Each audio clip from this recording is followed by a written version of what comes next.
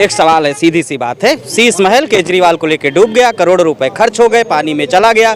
भाजपा दिल्ली में सरकार बनाई। अब क्या लगता है शीश महल में भाजपा को जाना चाहिए कि नहीं जाना चाहिए? देखिए, आम आदमी पार्टी को सीख लेनी चाहिए भारतीय जनता पार्टी से। भारतीय जनता पार्टी ने साम दाम दंड भेद सभी तरीके अपनाए हैं। और दूसरी बात ये मैं कहना चाहता हूँ आपके चैनल के माध्यम से कि वहाँ पे जो वोट परसेंट के मामले में अगर देखेंगे तो लगभग 41 लाख, हाँ 44-47 को जो आंकड़ा है वो बहुत ज़्यादा अंतर नहीं दिखाता है। लेकिन जो एक छलावे से पैसा बांट करके जो आनन फानन में चीज़ें तय हुई हैं, मैं आपको बता दूं कि दिल्ली बहुत छोटा राज्य है और केंद्र शासित राज्य है। वहाँ पे लगभग भारत सरकार की भाजपा सरकार की जो कैबिनेट थी उसके आधे से ज़्यादा मंत्री वहाँ पड़े रहे। वो सारी बातें देखिए आपकी ठीक। अब सारी बातों ने हमारा सीधा सा सवाल है कि जिस मुद्दे पर केजरीवाल को घेरा जा रहा था, दो बड़े मुद्दे थे कि शीश महल बनवा लिया, मतलब जो व्यक्ति छोटी गाड़ियों से चल रहा था लग्जरी जीवन जीने लगा है। तो क्या भाजपा के नेता शीश महल में रहने के लिए अब जुगाड़ लगाएंगे कि पत्ते वाली सरकार चलाएंगे सीधा? अरे जो 8,000 करोड़ रुपए के जेट से चलता हो शीश महल की क्या बात करेगा? जिसने लगभग जो है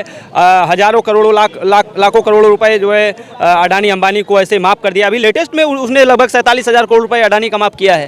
तो ये सब चीजें चीजें नहीं करने की बात है। कह रहे शीश महल तो एक बहाना था, उनको गद्दी से हटाना था। भाजपा के लिए शीश महल दिल के करीब हो गया, उससे बढ़िया शीश महल बनेगा।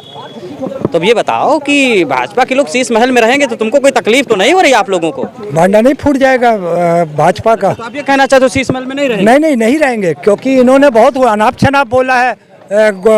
सोने की टॉयलेट है, ये बार बनी हुई है, स्विमिंग पूल बना हुआ है। तो आप भाई भाजपा का कार्यालय में क्या दूसरा मुख्यमंत्री आवास में क्या कोई दूसरी पार्टी का या कोई बाहरी आदमी या कोई लाइनमैन या कोई बिजली मैन जाएगा वहाँ से रिकॉर्ड करके नहीं ले आएगा कि इनकी सच्चाई जाहिर हो जाएगी? तो कहीं ना कहीं ये ना भी रहे तो कोई बड़ी बात नहीं है, क्योंकि ये सोचते हैं कि इनका भांडा फूटेगा। जो हम झूठ लेके आए थे वो झूठ तो था ही नहीं, वो वहाँ ऐसा कुछ बना ही नहीं था।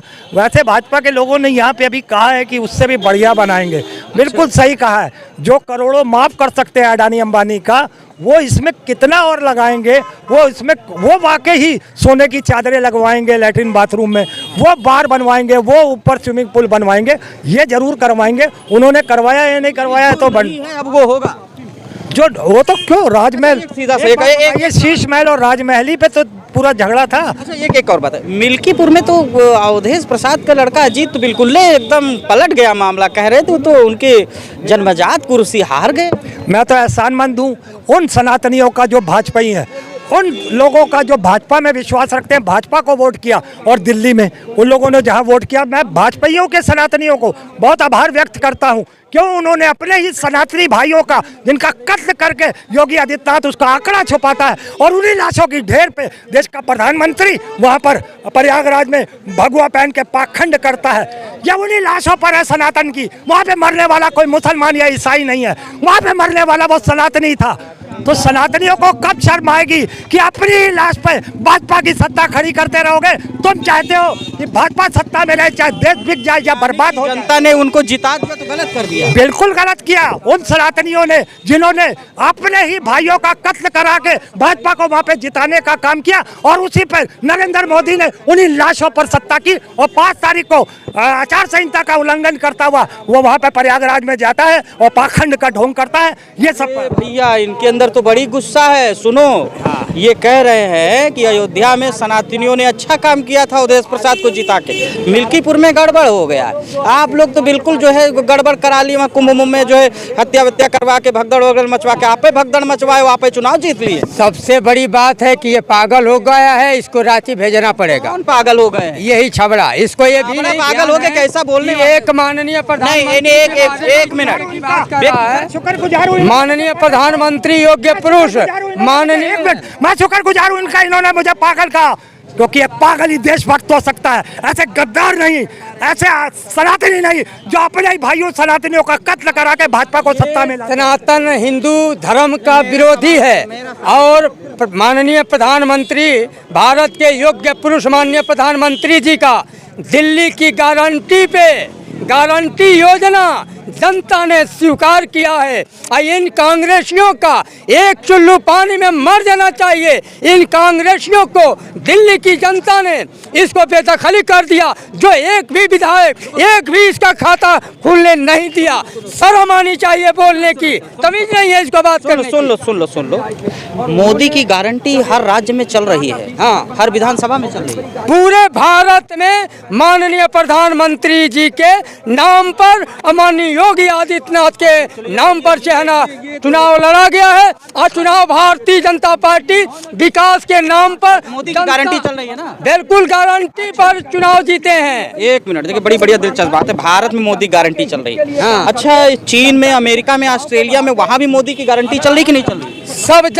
सब जगह हमारे माननीय योगी। अच्छा, एक चीज ये बता दीजिए, यानी कि अमेरिका में भी चल रही होगी, डोनाल्ड ट्रम्प तो उनके दोस्त हैं। सब जगह जहाँ ये बताइए, उनके दोस्त ने भारतीयों को पैर में, हाथों में हथकड़ी, पैर में बेड़ी डाल के भेज दिया, तो मतलब ये कैसे मतलब हो गया? अब मैं बताऊंगा, जो लोग अवैध रूप तरीके से वहां पर अपना पासपोर्ट बना कर पहुंचे थे, जब वहां की सरकार ने जांच कराई तो अवैध रूप से पाए गए। अभी तो ये माननीय प्रधानमंत्री जी को सरगुजार करें, जो इन्होंने गलत तरीके से वहां गया। अफ्रीका के सरकार ने सुरक्षित उनको हवाई जहाज से भारत में ला के सुरक्षित उनके घर जिले तक सुरक्षित के साथ पहुंचा दिया। ये शुक्रगुजार होना चाहिए। बिल्कुल होना चाहिए। अवैध रूप से ये लोग कार्ड बनवाए थे, परमिशन बनवाए थे और अवैध रूप से वहाँ रह रहे थे, किसी को गलत ठहराने से। ये बताओ, प्लेन में जैसे कोई आदमी बैठ गया है, तो हाथों में हथकड़ी लगाने का क्या मतलब? तो वैसे कोई प्लेन से कूद थोड़ी जाता हो। कोई बेरियां नहीं लगी थी, कोई बेरियां नहीं लगी थी। ये लोग भाग रहे थे, इनको सुरक्षा के साथ लाया गया और सुरक्षा के साथ उन जिलों में उनके घर तक गाड़ी के द्वारा पहुंचाया गया। एक बात ये कह रहे हैं, जो अमेरिका से भारतीय आए थे, उनके हाथ में हथकड़ी नहीं थी, पैर में बेड़ी नहीं थी, कह रहे थे उनको सुरक्षा के साथ लाया गया है। अरे ये सब फेंकने वाले लोग हैं, इनसे क्या बात करना। बता रहे उसमें थी नहीं। सुनिए, जब इनके 4 पट्टे मारे गए होते, इनको जो है जब मेंटल टॉर्चर दिया हो गया होता, जब इनको गाय का मांस खिलाया गया होता, जब इनके हाथों में बेड़िया और गांड में जो है वो बांध खिलाया गया होता, तब इनको समझ में आता दर्द क्या होता है। ये सब बेशरम लोग हैं, इनको कोई आत्मसम्मान, स्वाभिमान की कोई तमीज नहीं है। इसी जगह पे, ट्रम्प के जगह पे, अगर जो हमारे देश की मूल महिला थी, अगर वो अमेरिका की राष्ट्रपति बनी हुई होती, तो आज देश की तस्वीर दूसरी होती। यही हवन कराने वाले लोग हैं। अब की बार ट्रम्प सरकार, अभी शपथ ग्रहण समारोह में मोदी को कहीं पूछा नहीं गया। अभी जो सबसे 10 ताकतवर देश हैं दुनिया में, उसमें भारत कहीं दिखाई नहीं दे रहा है, भुखमरी में बहुत ऊपर जा रहा है। मतलब केवल घर में बज रहा है।